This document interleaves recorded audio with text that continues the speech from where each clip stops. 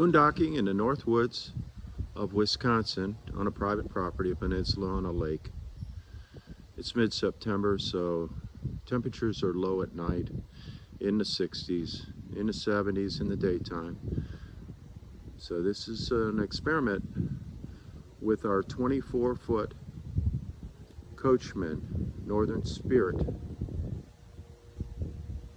travel trailer, which is a great couples model if you're interested in doing something like this. And I've set it up for boondocking.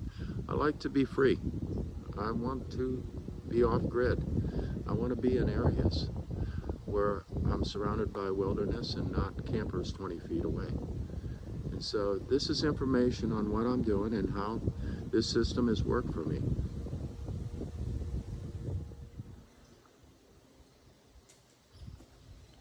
This is our camping setup on a small clearing on my cousin's property. I could run a long extension cord to his house, but I'm testing my system for boondocking. And right there you can see a custom built box by me for 3 Group 24 lithium-ion batteries, lifetime 100 amp hours each, 3 of them, and I highly recommend Lifetime. They've been great. Okay, this is the quiet box generator box that I adapted for the generator, 3300 Craftsman, very quiet generator. I made a custom platform for the cargo box that I already had, Contigo. And there's the power cord that plugs into the generator when I'm charging the batteries. By the way, if you're interested in this battery box setup, it has fans in it for cooling and exhaust fans, and an exhaust fan at the top. I've made a video of that on YouTube, so check that out. There's the 2 power cords. Right now it's in plug to the inverter, and the one laying down on the ground is the one that goes to the generator. So I just switch them out. When I want to charge the batteries, I plug in the generator and I go inside and I turn on the circuit breaker for the converter charger. And I've been running that now once every 2 days for an hour. Last night only a half an hour. I ran the generator and got 100% back onto the lithium-ion batteries. They were down to about 59% after 2 days of running what we use. And I could run probably 3 days without ever turning the generator on. But 2 days for a very short period of time, every 2 days, it has been working great. I have some solar panels. I don't bring them normally, because normally I'm trying to camp in wilderness areas under trees, and solar panels don't seem to work that much for me, and I don't need them really. I really don't need them. I think this setup is fits the bill, and it may be good for you too. So this is my main power cord that plugs into a pigtail underneath. It comes out of the storage compartment there where the inverter is, and I just plug that in and turn off certain circuit breakers like the AC, hot water heater.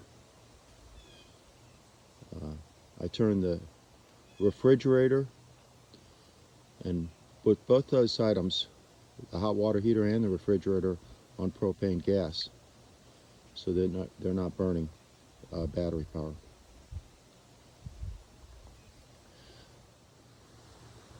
That's where the pigtail connects to the main power cord underneath the camper, protected from the rain. And up it comes through, and up here I have an inverter. It's a 4,000 watt peak power 2,000 watt operating power, and it was bought at Harbor Freight. And the batteries on the tongue are just right on the other side of that wall right there. So the converter, which you want, or the inverter, you want it to be very close to your batteries, and it is very close in this location. So there's the power cord Indian pigtail from the inverter. Here's the battery box. That's a 150 amp circuit breaker that I put a weatherproof cover on right there. This is my Rhenology battery monitor. It's about 11:30 in the morning, and I recharged the batteries for about a half an hour last night around 5:30 p.m. It said I had 99% after I finished charging.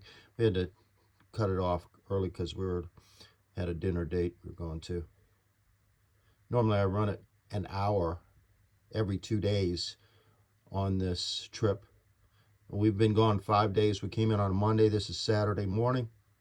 Every 2 days I was running the running the generator to charge the batteries for an hour each. So I got about 2.5 hours in it right now. I'll probably be able to go. I think I got a capacity of 1.6 gallons on the generator. I'm not sure. I'd have to check that again on the Craftsman 3300. And it's supposed to run about 4 hours at peak. And of course, I'm not running it at peak. I'm not running the AC. I got the refrigerator on gas. I got the hot water heater on gas. And I have a CPAP machine, so I use a CPAP every night. My wife likes to take a shower every morning and dry her hair with a blow dryer. We have an electric coffee pot. We use the microwave, and we use a toaster sometimes. So those items running off the inverter, and the whole system is done great. Right now we're showing 80%, 238 amp hours left on the battery bank, 12.7 volts on the battery. We're drawing 4.7 amps, 60 watts right now with most of the house lights on. So this system has worked great. Over here you got the green light. That's the switch that turns the inverter on.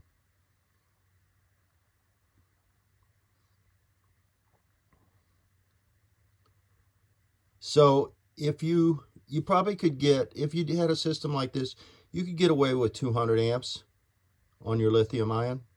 The great thing about the lithium that people don't understand is you can take them down to zero without damaging them. Unlike lead acid, if you take your lead acid down to zero one time, you're going to lose 40% of your future capacity of those batteries. You damage them the first time, you draw them down to nothing. You don't do that with lithium. And they have 4 times the different cycles, like close to 8,000, 10,000 cycles before you even get you still have 80% of those lithium ion batteries. So in the long run, the cost is cheaper than lead acid, and they've come way down. I think the 100 amp lifetime batteries right now are at $229 a piece. So it's the way you want to go. And when you can charge these for an hour, in an hour, where if you wanted to fully charge your lead acid, it's going to take you 10 hours with your float cycles and different cycles. So you're running your generator all the time to keep those lead acid batteries charged up. And this system works, and I hope you enjoyed the video. Please give a like, maybe subscribe. I got some other videos. Some of them are tuned in to RV life. And thanks very much for watching. Have a great day.